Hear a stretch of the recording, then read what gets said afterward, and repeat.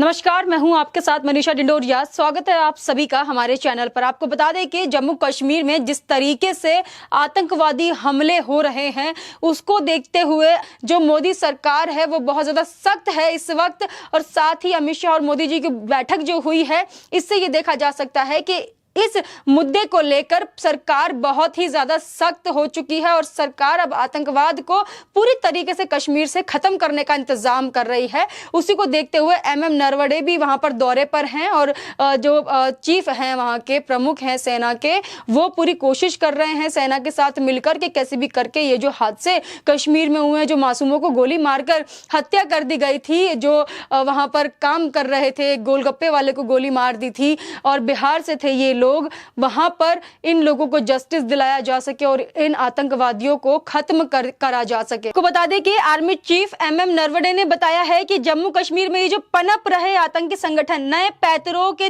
से दहशत फैला रहे हैं, उनका ये कहना है कि अपने नए नए पैतरे आजमा रहे हैं और उसी से ये लोग दहशत भी फैला रहे हैं पूरे कश्मीर में। इसमें ये लोग गैर कश्मीरी लोगों को टारगेट कर रहे हैं और एक एक करके उनको मार रहे हैं बेरहमी से, और उनको मारने के बाद धमकी भी दे रहे हैं, छोड़कर प्रदेश छोड़कर भागने की उन्हें धमकी दे रहे हैं कि यहां से चले जाओ नहीं तो मार दिया जाएगा। तो इस तरीके से एमएम नरवणे ने भी बताया कि जो ये टारगेट किलिंग का जो इनका खेल है वो सिर्फ गैर कश्मीरियों के लिए है और उनको धमकी भी दे रहे हैं छोड़ के भागने की यहां से, और उनको एक एक करके टारगेट करके मारा भी जा रहा है। आपको बता दें कि जम्मू कश्मीर में 24 घंटे से कम समय में ये गैर स्थानीय मजदूरों पर तीसरा हमला हुआ है। इससे पहले बिहार के एक रेहड़ी पटरी वाले और उत्तर प्रदेश के एक बढ़ई की शनिवार को आतंकवादियों ने गोली मारकर हत्या कर दी थी। तो देखिए कितने बेरहमी से ये लोग अपने जो टारगेट किलिंग का जो इनका खेल है उसको अंजाम दे रहे हैं। इसी अंजाम को रोक लगाने के लिए, जो इनका खेल है उस पर रोक लगाने के लिए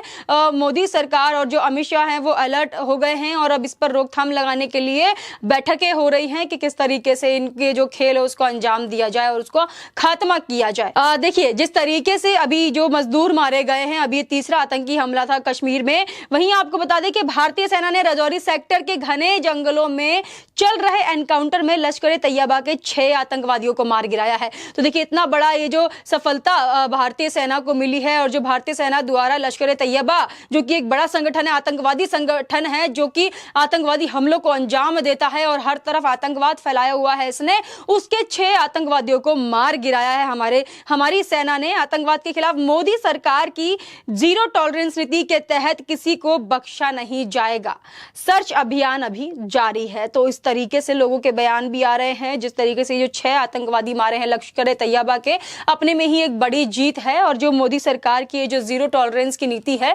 उसको अपनाते हुए जो भारतीय सेना है वो आगे बढ़ रही है और एक एक कर चुन चुनकर इन आतंकवादियों को ढेर कर रही है, मार गिरा रही है। जो भी हमारे देश में अराजकता फैलाएगा, आतंकवाद फैलाएगा और मजदूरों को मार रहे हैं, बेगुनाहों को मार रहे हैं, ये लोग बख्शे नहीं जाएंगे, सहा नहीं जाएगा बिल्कुल भी। और जैसे ये लोग काम कर रहे हैं यहाँ पर, उनको उसी तरीके से मार गिराया जाएगा हमारी भारतीय सेना द्वारा। देखिए केंद्र सरकार ने जबरदस्ती हड़पी गई जमीनों को वापस दिलाने के लिए कश्मीरी पंडितों के लिए रेवेन्यू कोर्ट की एक विशेष अदालत तैयार की थी, जिससे कि जो कश्मीरी पंडित है और जो वहां के अल्पसंख्यक थे, जो अपनी जमीन और जो उनके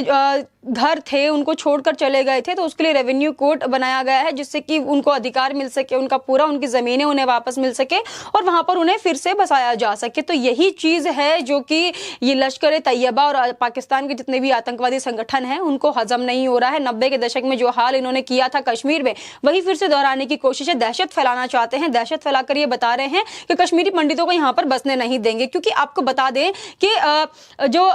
आर्मी प्रमुख है उनका भी यही कहना था। हमारे सेना ने भी बताया कि जिस तरीके से यहाँ पर कट्टरपंथ ने अपने पैर पसार लिए हैं कश्मीर में, ज्यादातर कश्मीर के जो एरिया में कट्टरपंथ ने अपने पैर पसार लिए हैं, उसको देखते हुए ये हमले हो रहे हैं और उन्हीं के तहत हिंदुओं को, अल्पसंख्यकों को और कश्मीरी पंडितों को टारगेट किया जा रहा है। यहाँ पर गैर मुस्लिमों को रहना, ये लोग बिल्कुल इनको लाजमी नहीं है, ये लोग नहीं रहने दे रहे हैं। ये जो कट्टरपंथ वहां पर फैलाया गया है उसी को देखते हुए यहाँ पर ये बड़े बड़े आतंकवादी हमले हो रहे हैं और ये जो अल्पसंख्यकों को यहाँ पर नहीं रहने दे रहे हैं, उन्हें धमकियां दे रहे हैं कि यहाँ से चले जाइए नहीं तो आपको मार देंगे। तो इससे साफ जाहिर है कि ये लोग भारत के अन्य राज्यों के लोगों को यहाँ पर नहीं बसने देंगे। जो गैर कश्मीरी हैं,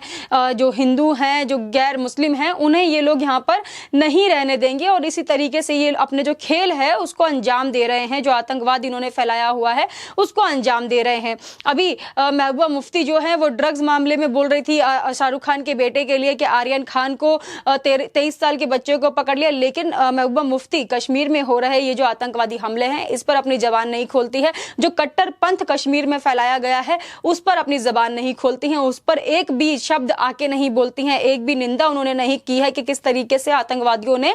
2 मजदूरों को मारा, उसके बाद अभी तीसरा आतंकवादी हमला वहां पर हुआ है। और ना ही उन्होंने आज तक हमारी सेना को सराहा है। जिस तरीके से हमारे जो भारतीय सेना है एक एक करके ये जो आतंकवादी हैं इनके संगठनों से चुन चुन के लोगों को जो आतंकवादी हैं उनको मार रही है, उसके लिए एक भी बार सराहा नहीं गया है हमारी सेना को। क्योंकि महबूबा मुफ्ती की सोच वहीं तक सीमित है, वो पाकिस्तान के हमेशा हित में रही हैं और इसी को देखते हुए गिलानी भी थे, उन्होंने भी काफी बार समर्थन किया है इस चीज का। लेकिन जब से केंद्र सरकार आई है, केंद्र सरकार ने हमेशा ही जीरो टॉलरेंस की नीति अपनाई है और आतंकवाद पर हो रहे अत्याचार को बढ़ावा देने से हमेशा उस पर रोकथाम लगाया है और आतंकवादियों के खिलाफ कड़ी कार्रवाई भी की है, जिससे कि हमारी जो सेना है कश्मीर में वो एक एक करके पकड़ के इन आतंकवादियों को ढेर कर रही है। देखिए जिस तरीके से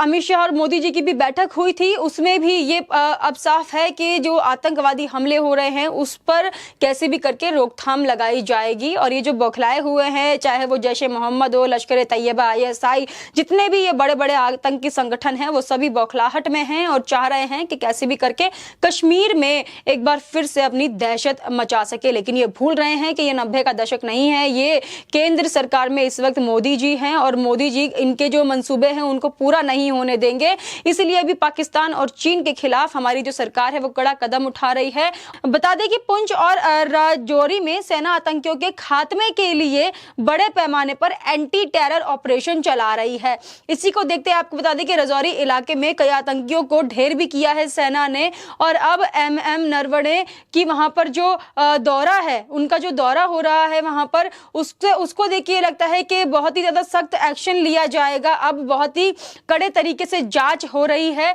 और MM नरवणे जो वहां पर दौरा कर रहे हैं, जो सैनिकों के साथ मुलाकात भी उन्होंने की है, इसी दौरान उनकी जो एंटी टेरर ऑपरेशन है जो वहां की सेना द्वारा चलाया जा रहा है उसमें नरवणे उनसे बातचीत करके ये अब तय करेंगे कि किस तरीके से ये जो आतंकवादी हमले हो रहे हैं और ये जो आतंकवादी है उनको पकड़ा जाए और ढेर किया जाए एक एक करके। साथ ही आपको बता दें कि अहम बात यह भी है कि आज नरेंद्र मोदी और अमित शाह की बैठक भी हुई है इस मुद्दे पर और इसी बैठक के दौरान ये बातचीत भी हुई है कि किस तरीके से ये जो कश्मीरी पंडितों को वहां पर फिर से बसाने की जो केंद्र सरकार की कोशिश है और जो केंद्र सरकार द्वारा वहां पर रेवेन्यू कोर्ट का जो गठन हुआ है जिससे कि जो संपत्ति कश्मीरी पंडितों और अल्पसंख्यकों द्वारा जो उनकी संपत्तियां थी वहां के लोगों द्वारा हत्या ली गई थी जब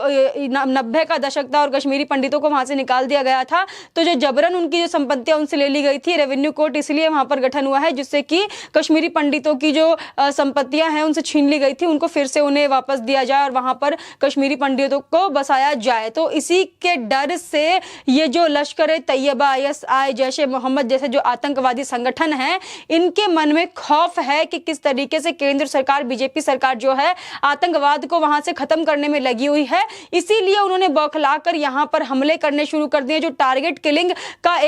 अपना एक जो पैच यहां पर खेल रहे हैं, टारगेट किलिंग के नाम पर जो ये बेगुनाहों को मार रहे हैं। इससे ये जो आतंकवादी संगठन है पूरी कोशिश कर रहे हैं कि किसी भी तरीके से कश्मीरी पंडितों को वापस वहां पर ना बसाया जा सके और वहां पर दहशत का माहौल बनाकर रखा जा सके, जो कि 90 के दशक में बताया जाता है कि हुआ करता था। 90 के दशक में कश्मीर का जो माहौल था बहुत ही दहशत भरा हुआ करता था क्योंकि आतंकवादी जो गतिविधियां थी लगातार होती थी, कश्मीरी पंडितों पर अत्याचार हुए थे, गोलियां चली थी, पथराव हुआ करते थे, आतंकी हमले लगातार लगातार होते रहते थे। तो उस वक्त इन आतंकियों पर कोई भी कड़ा एक्शन नहीं लिया गया था और इसका जो नतीजा था वो ये था कि कश्मीरी पंडितों को हार कर वहां से अपनी जमीनें, अपनी जायदाद छोड़कर निकलना पड़ा था अपनी जान बचाकर, क्योंकि जो वहां पर कश्मीरी पंडित और अल्पसंख्यक हिंदू थे उनको बेरहमी से मारकर भगाया गया था इन आतंकवादियों द्वारा। और जो आतंकवादी ये जो हैं, जिस तरीके से ये नाम पूछकर और एक धर्म देखकर गोली मार देते हैं और अपने मजहब वाले लोगों को छोड़ देते हैं, तो इसी को ये ध्यान में रखकर अभी टारगेट किलिंग का काम कश्मीर में कर रहे हैं, जिस पर और इस बैठक के जरिए ही आगे बड़े फैसले लिए जाएंगे चीन और पाकिस्तान के खिलाफ, जिस तरीके से हमारे देश में ये जो आतंकी हमले हो रहे हैं उसको देखते हुए। साथ ही आपको बता दें कि पाकिस्तान और हिंदुस्तान के बीच में जो T20 मैच होना था उसको सब रद्द करने की मांग कर रहे हैं, उसको बैन करने की मांग कर रहे हैं कि पाकिस्तान से जो मैच होना है उसको आप बैन कर दीजिए, क्योंकि आतंकवादी जो हमले हैं वो पाकिस्तान द्वारा ही देश में कराए जाते हैं, इसलिए पाकिस्तान के साथ कोई भी रिश्ता नहीं रखना है, ऐसा कई लोगों का कहना है। अभी असदुद्दीन ओवैसी का भी बयान आया था जिसमें असदुद्दीन ओवैसी कह रहे थे कि अमित शाह फेल हो गए हैं कश्मीर में, और ये जो पाकिस्तान के साथ T20 है, पाकिस्तान भारत के साथ T20 खेल रहा है क्योंकि वो इतने सारे आतंकवादी हमले कर रहा है कश्मीर में, तो इसलिए पाकिस्तान और हिंदुस्तान के बीच हो रहा T20 को रद्द करना चाहिए। तो आप हमें कमेंट करके जरूर बताइएगा आपका इस पर क्या कहना है। हमारे साथ ऐसे ही बने रहिए। धन्यवाद।